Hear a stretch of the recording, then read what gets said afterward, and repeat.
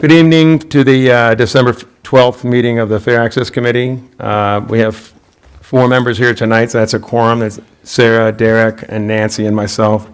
Laura's on Zoom, so I think that's enough to get started. Ed texted me, and he said he's not going to be able to make it tonight, and he didn't get a chance to get the minutes done. He was the chair of the last meeting, and I wasn't there, so he said he was going to write them up, but that's okay. We can get them adopted at the next meeting. First, I wanted to just quickly, nothing major here, but if there's any follow-ups from the holiday event, either in how it went or anything you heard or things you think we need to reach out to somebody on. I have one thing.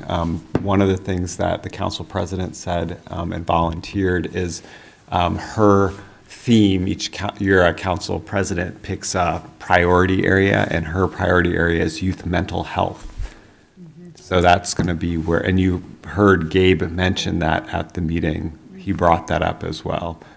So it's something that at least multiple council members are thinking out. So they'll be thinking about this. So there'll be resources and energy going in that direction. Right. That falls right in line with all of our rec center. Absolutely. Perfect. Yeah. Might be a good idea to reach out to her and make that point. Put a note down. Anything else? I think I think in terms of the atmosphere and in terms of how people came and enjoyed it, I think that part was fantastic. It's probably the best one we've had. And also a good turnout. I mean, the county executive had some kind of emergency education meeting, I was told, the day before. So, but other than that, we got a good turnout, I thought. So. All right. Next, I wanted to just quickly go over the Ag Reserve economic study that we talked about before. I shared with you a draft of the legislation that the D15 committee's looking at.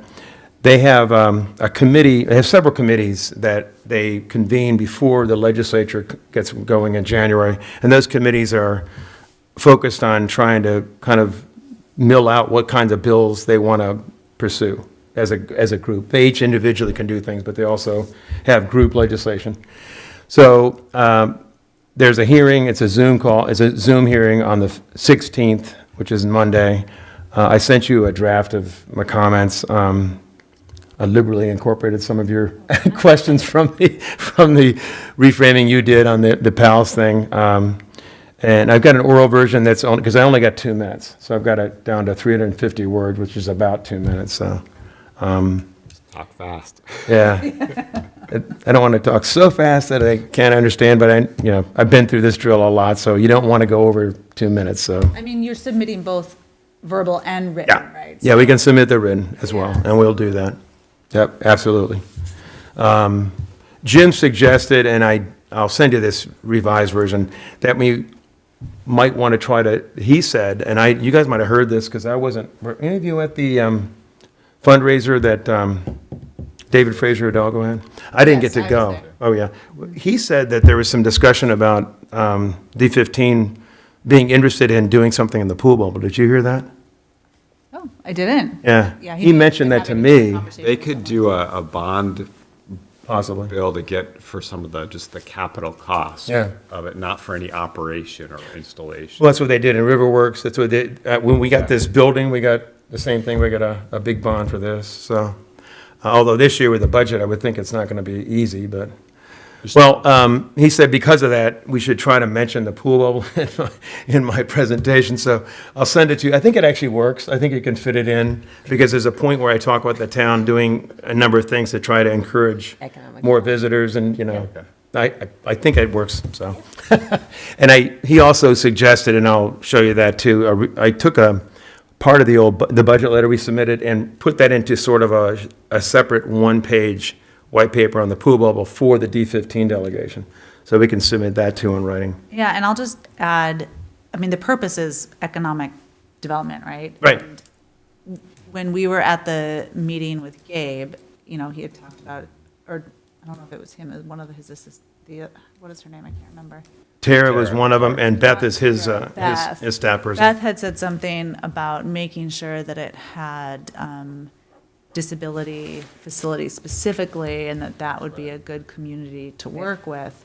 And I think adding that to the economic conversation in terms of like what would draw and bring people to the ag reserve that would make us unique, and that's a specific community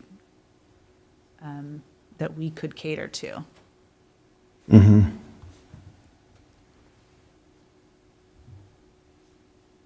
I'm taking notes because I got to do the minutes, so.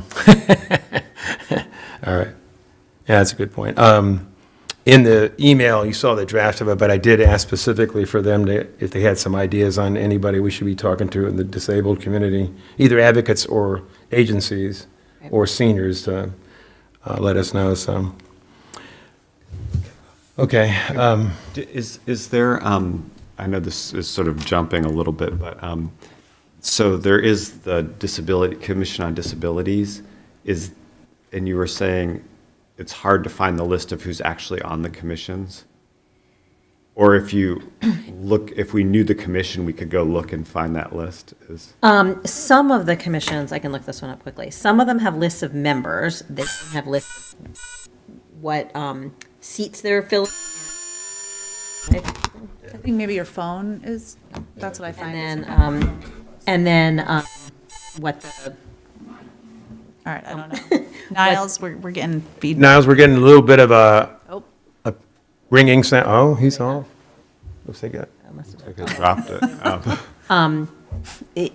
it didn't have the term end dates, which is what we needed for this other purpose.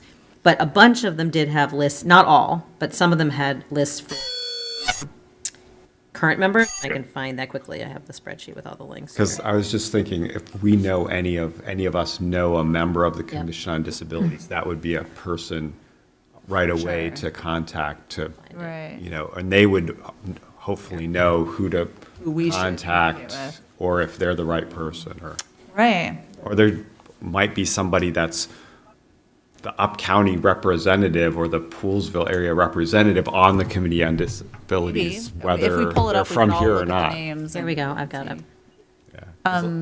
What happens, and when I did it, and I'm sure this is what you found too, Nancy, is that they don't have a uniform system. Yeah, They have a each one is uniform slightly list, different. but when you click on it, it goes It goes back to to their totally website, and sometimes they have members, and sometimes they So I was don't. just wondering Yeah, if. this romantic. I'm on the page now. Here it says what the different, oh, here, view current membership list. All right, I got it. The big one though. Do you want me to just send you guys the? You just Yeah, just like send me send the us the link, page. then I'll. We can all take a look at it. I was going to say, while I was there, Sandy and Dave are super excited that we're doing this project in particular. And Lynn, they brought Lynn Arndt over to me and said that, Lynn said that she would love to help us fill in with the information that she has. She serves on the Up County, She's the chair of the Up County Citizens Advisory. that's what it is. Kristen And she Bivens said is actually the she'd be chair. happy to but go Lynn through the has list land use and committee. like fill in information So- that she knows or tell us where to find the information. Okay. That's good to know that. Okay, I guess we're back online now. You were never offline. but Okay, it's just you guys were I- off though, or what Oh, happened? no, you I heard it just all? I put the screen down so I could fix something with the volume. Oh, That's okay, good. Oh, okay. One other quick thing on the economic issues. About a year ago, after our economic forum, this group called PALS, and I always forget the acronym, but it's University of Maryland. It's part of the business school, but it also has ties to the sociology and economics departments. And they focus on using economic studies or sociology studies of various kinds as a teaching tool for students. So they actually get the students who are in the classes in a project and they actually do the work. And they normally get some compensation. It can be 10 to 15,000, depending on how big the study is. After our summit, Like more of a stipend for the student? it's mostly to defray the cost of the university professor who's doing this outside of his normal job. Advisory work. Yeah. Okay. And there's some money sometimes if they do a survey or things like It that. said $20 them. an hour for Okay. Yeah, for the students, and they expect 5 to 10 hours a week for 5 weeks. yeah. Okay. Anyway, they reached out right after the forum. I had a nice call with them, never heard a thing, so I thought, that's it. Well, about 4 weeks ago, they reached out again. And this time, she had identified, her name is Faith, a professor who wanted to head up a study. Awesome. So we were on a call and went through, and it really sounds, I mean, they don't have some expertise you'd want to have. They probably couldn't do, like they did in the C&O Canal study, what they call intercept surveys, where they go down and actually interview people who were on the C&O Canal and why you here and that kind of thing. But they can do a lot, and they've done, if you go on the website, you'll see for Frederick City, they've done quite a few studies, everything from economics issues to tourism to, there was one there about location of a new hotel and what the local social impacts would be. So it's pretty varied. Anyway, they sent a proposal. Derek and Nancy were involved in this, so I had them look at it. Nancy had some really good thoughts and reframing it a bit. So I sent it back to them with Nancy's comments, and I haven't heard back from them yet. But that doesn't mean they're not necessarily going to do anything. They just probably haven't had time. But that could potentially be something either on its own, or it could be something that if this study proposal passes, it could be part of that too. So, I mean, it actually fits, I think. Yeah. So anyway, and it would be nice to have, if we could, a relationship with that group, because they do have a lot of good expertise. Would The it town itself strength- could use it probably. Would in the it future. strengthen the proposal in terms of getting it passed if we demonstrated some community partnerships like that? I Or- don't think so, because Lily and Linda both told me, we don't think, this is just pro forma. We think Okay. this bill's gonna, This is more like approval to do it, not that we're getting. yeah, right. They just want, we have to go through the motions of doing the testimony, Got it. but she said, I think it's okay. I think. Okay. Now, whether it passes the full Senate and House, you know, that's not guaranteed, but she said as a delegation, we'll support it and we'll introduce it. How does it tie into budget? The The- legislation. Is there funding Agreement to connected do, to I mean, it? they're agreeing to do this study. Yeah. They would have to, And they there would have to be pay for funding it, right? authorized for the Commerce Department to do it. How much that would be, I We don't don't know yet. So they're just saying, we'll put in some money for it. Yeah. And in the authorization legislation, it says such funds as may be necessary, so they'll probably have to come up with a number at some point, but in the Right. Commerce Department will say, here's how much we need. And I didn't ask Lily about that aspect of it. My guess is there's funding already available, or else they wouldn't be so sure, because anything, Bill, that's making new funding Yeah. is usually harder to pass. So my guess is there's some bucket of funding that this is probably tying into.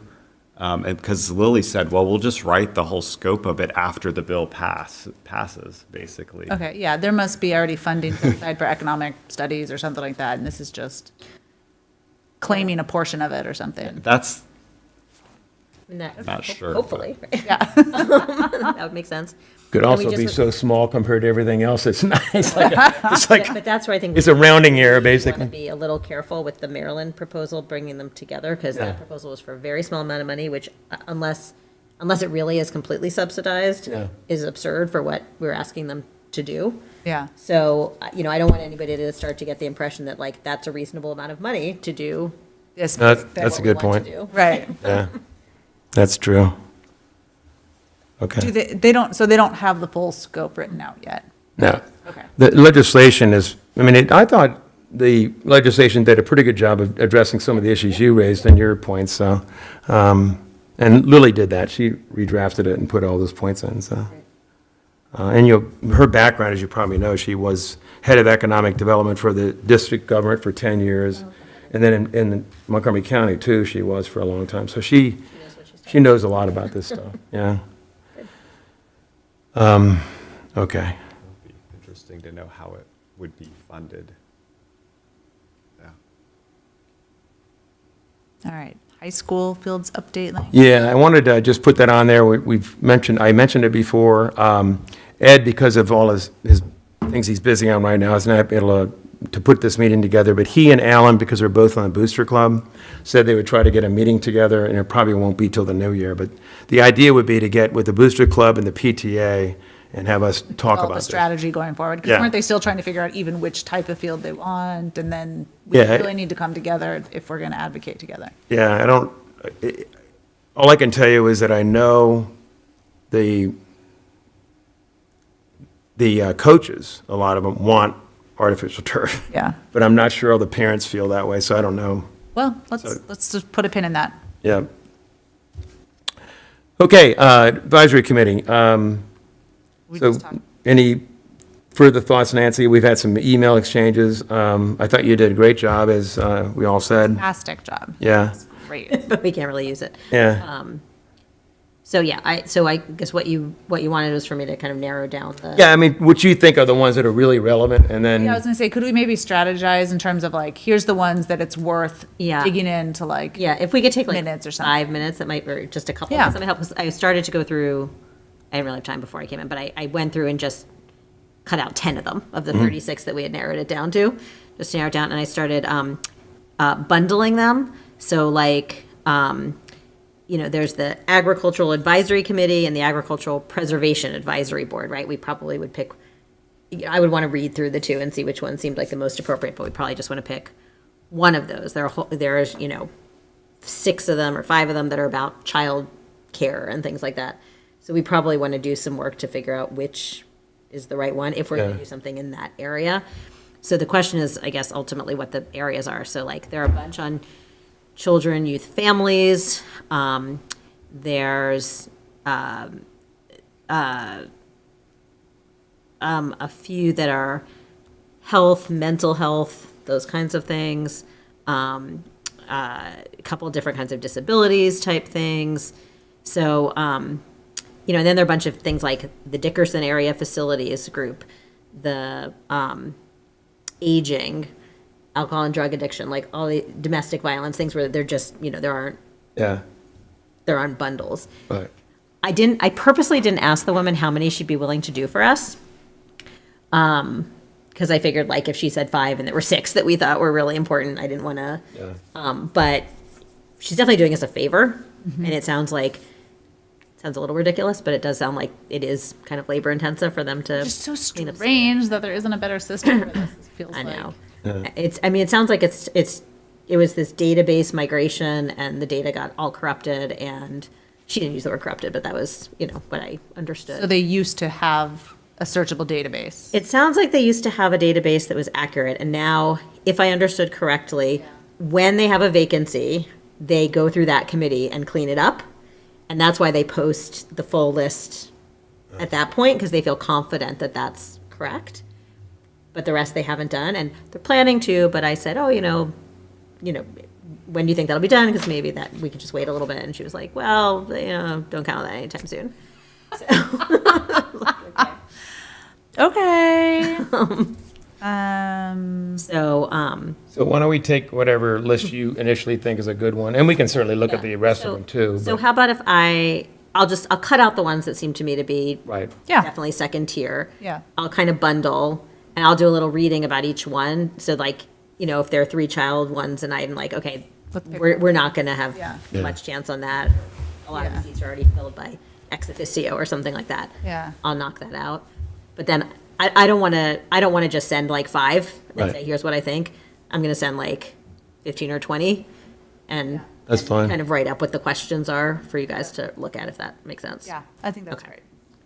good. I have just 4, I like when I'm just quickly looking through the Up County Citizens Advisory Board, obviously. Yes. I think we've talked about that. One, the Mental Health Advisory Committee, because it's distributing, like with your description, allocating mental health, within, and that's something that I think that's important right now. And we need to get the Up County Prevention Network into sort of the conversation around that. And then the Countywide Rec and Parks Advisory Board, because we're trying to get a new recreation center. I think that's something that someone should be there learning about or there to advocate for. And then obviously the Dickerson Area Facilities group. I have to maybe talk a little bit more about exactly what they're doing, but for example, There'd already be lots of up-county people on that one, right? but I mean, that's, I have to try to figure that out. Yeah. yeah, so. And it may be one too that the leadership should be, if it isn't already, Sugarloaf or Montgomery Countryside or Lance rather than us. Because right now, I just got a note from Steve Finley, and they are, as you know, they actually had a court suit. So they actually now have some involvement and actually some control of the composting area up there next, that's actually part of the incinerator. So I think they're pretty deeply engaged in all that stuff. They're also very engaged in the, because he and I had a long discussion about this because of my experience in Verizon, but the location of the new data center. Very, very deeply involved in that, too. So we could be supportive, but it's probably not something we should lead on, I wouldn't think. But let's take a look at it and see. I mean, those are just we're looking through that list, those are the Yep. four that, to me, I'll highlight. popped up. You know, we also talked obviously about the Disabilities Commission on Aging are two other, Yeah, those are big good ones. but those four were the ones that seem to fit what we've talked about. Oh. Didn't we have someone on the aging one? Like, Yes, we do, Linda Bergovsky. Yeah. And I talk to her periodically. They don't meet that often, so, Yeah, I'm curious how kind of effective any of Yeah, these are. It just depends on the board. I Yeah. think that's part of why the data for the spreadsheet of terms, because it just depends on what board is actually passing on data and keeping track of things. And Yeah. Well, I mean, that's how advocacy boards are, right? They're only as effective as the advocates on them want them to be. right. By definition. it's true. Okay, well, thanks, Nancy, for taking that on, and that's a good start. Hopefully by next year, we'll be a lot more organized, and we can make sure we talk to local stakeholders that we think are appropriate. If we can get them to get engaged too and help us get names, it would be good. I think I sent him one of your notes back that at a couple of the events I've been, people already were saying, is there something I can do to help? Maybe they can't be, obviously, a committee member with us, but they could maybe volunteer to be one of the members of some of these committees. So I've got two names already just based on that. I don't know what their backgrounds are, so I don't know if they fit or not, but, all right, so really busy season coming up. Actually, unfortunately, it's been pretty busy all the way till now, but the budget process, as you know, starts on January 15th. So we've already got our letter in, our initial letter in August, and then we had the follow-up letter about 2 weeks or 3 weeks ago. So I think we pretty much laid out already pretty well what our initiatives are. The capital budget comes first, and then on March 15th is the operating budget. And between those times, usually in February, there's a hearing, a series of hearings in the council on the capital budget. And then after March 15th, usually in April, there's a series of hearings in the operating budget. I think on January 15th, right after that sometime, it would probably be worthwhile to think about a muster email just to remind them of, not, and so it wouldn't be us, it would hopefully be a lot of our citizens saying, here's the priorities, just to remind you as the budget process gets going. A resident one. Yeah. So we have about almost 1,200 members on our muster list, so. And last time, Niles actually sent it out to the town's email list, so that helped a lot, too. So, and then we have testimony, and last time, what really helped us a lot is we got 4 people to testify. We had a student, we had WUMCO, and we also had the seniors testifying, so that was really effective. Is So, there any way for us to partner with the schools to get students to write in on what having a rec center would mean for them? yep, I think there would Both be. Middle school, elementary school, high school, I mean, all the ages, there would be activities for all the ages. Yep, And nice writing assignment, write an essay to also learn about local government. yeah, last year, Ed did a great job of getting, as you know, students that are breakfast, and he also helped a lot get 2 of the students ready to testify. One couldn't go in the last minute, so, yeah, I think we can do that. Should, Yeah. I mean, maybe we just reach out to the principals at first and just say like, hey, this is something coming up. Is this Yep, something we can collaborate with you on? and he's very willing usually to do that kind of thing, so. Yeah, all of our principals in this area have been fantastic. to work Yeah. with. Yeah, it could be a write-in campaign or last time they actually did a little video clip that they sent, so it was pretty cool, too. Love it. Okay, that's a good idea. And then operating budget's a little farther off, but, and that one's mainly going to probably be around the WUMCO issues, but also a lot of the pool is around operating budget. It's not just capital. You got to get the equipment, but you also have to have money to run it for the first year, so.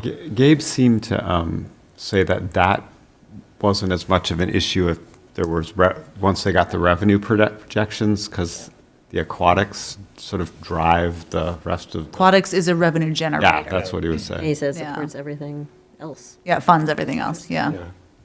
So, So that's good news. Yeah, it is. So that's where we are on that. And I think I sent you earlier a draft muster email and stuff like that, so I think we're pretty well set when we get around to that time, but I don't think we have to do it till January. And we also may, it depends on what's in the January 15th proposal, but in years past, we, especially when the school was actually included in that budget that year, we did a press release. And this time, if, like, let's say, for example, the community center is not in there, then we should have some reaction for that on January 15th. So, anything else on that you guys wanted to raise, or? No, I think we're in good shape. All right, now back to our old favorite, White's Ferry. So over the last 2 months or so, we've had, Jim and I, a couple of exchanges with Chris Conklin, the head of DOT for us, and at one point, before the breakfast we all went to with the county, he was saying that there's a glimmer of hope. So we said, we're not going to try to stir anything up, we'll wait to see what happens.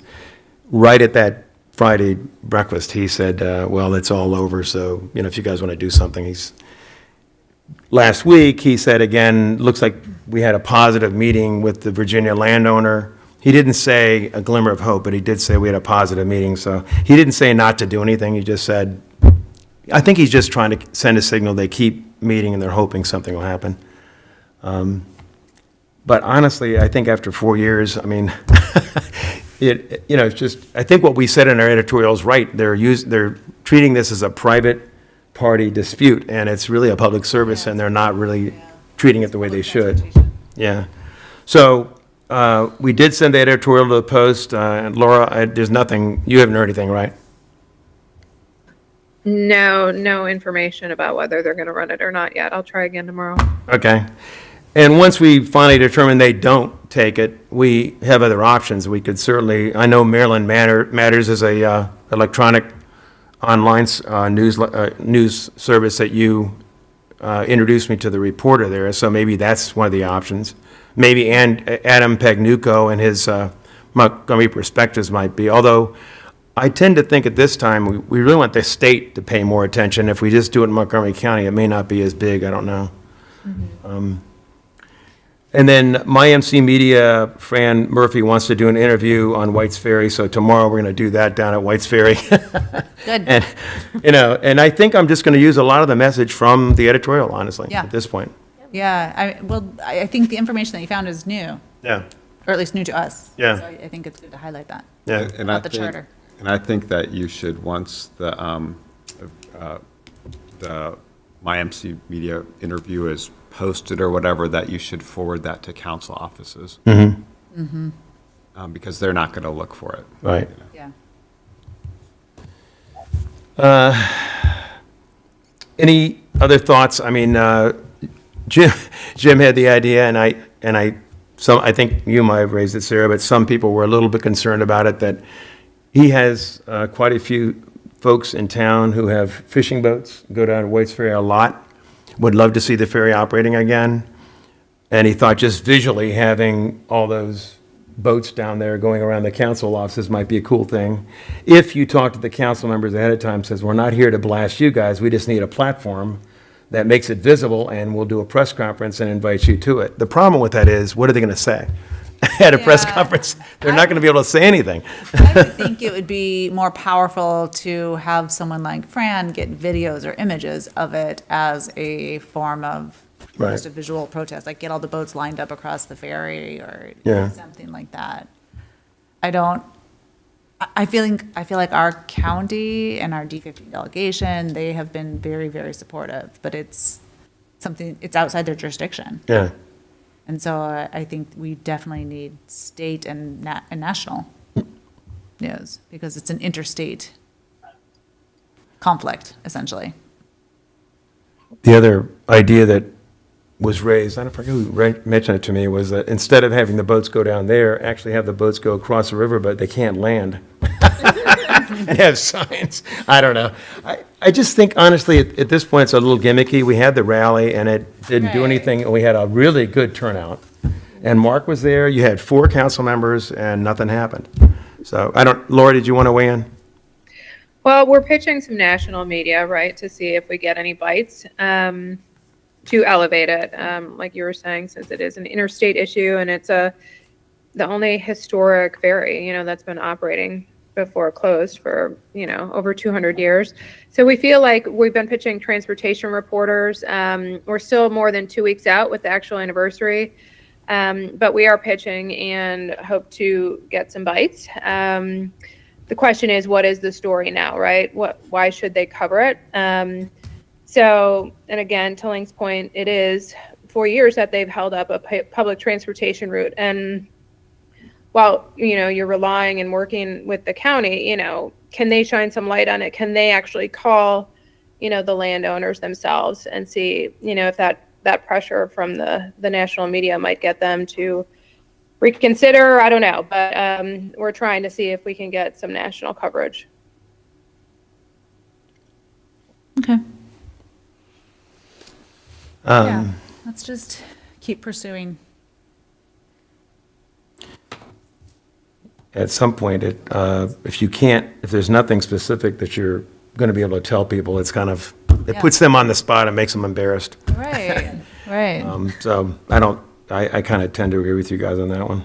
Yeah. One quick thing that I didn't put on here, I just got an email yesterday, and I didn't get a chance to really look at it till tonight, but I think you know that the UCAB had a meeting, and they actually did a tour of the Ag Reserve, and they actually brought the membership up here. Who is this? The UCAB, the Up County Advisory Board. okay. And there were about 15 of them. And they asked me to make a presentation, and Katie made one, Melissa did. Was it Katie or Melissa? Melissa did. Yeah, at Town Hall. They really liked it. And Kristen Bivens, who's the head of the UCAB, said, I think we need to take a deeper dive into what's going on in your area. We we got a good feeling for it, but we really need to do more. She wants to actually have, I can't exactly describe what she's talking about yet, but I think it's more like a half-day session of some type, where we actually meet with the UCAB and have, Good. obviously, Katie again, probably somebody from the commissioners presenting, and then I could do something on what our fair access issues are, so. I'll let you know more, but she's really enthusiastic, and she said, basically what she said was, we haven't really been paying that much attention, and now that we know more about this, we really want to get deeper into it, so that's good. That sounds good. Yeah. I've probably a pretty ignorant question. Who are they paying attention to in the up county? Well, I'm asking that seriously, like, I don't understand. they've had, if you go, if you, Like, who do you consider, Right. what part of the region is considered part of the Up County advisory boards? well, purview? if you look at the membership, it tells you something. So North Potomac, there are quite a few North Potomac members, there's a Rockville member, Okay. there's Germantown members. Montgomery Village, Got it. Okay. Damask. Yeah. It's like all of Montgomery County that's north of like Silver Spring, is what it sounds like. It's supposed to be everything north of Germantown, obviously, but it's not, so, It's so everything north interesting. of Rockville, basically.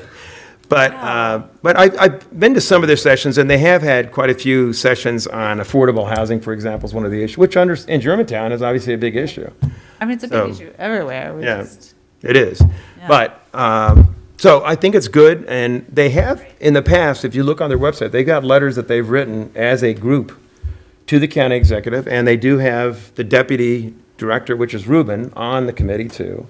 And he's influential with There's it, some so it's good. really solid people on Yeah, so it'd be good to get them on board a lot more deeply than they are, so.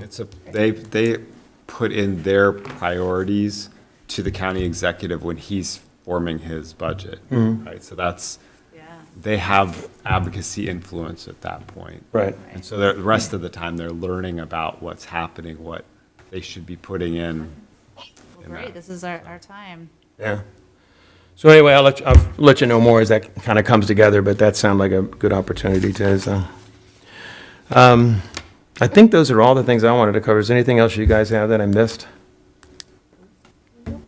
Well, I think we've accomplished a lot, and I think we got a lot more to accomplish, so. We'll just keep working away. Yeah, absolutely. Thanks for all the support. Anything on your side, Laura, before we finish up? I don't think so. Okay. All right, well, thanks a lot for coming tonight. I appreciate it, and it was nice to start early, and it's nice to end early, so. Before we were supposed to start. Thanks a lot, Niles, I appreciate it. Thanks, everyone. I All right, see you later. You're welcome. If I don't see you guys, have a good holiday. So I was looking at the Dickerson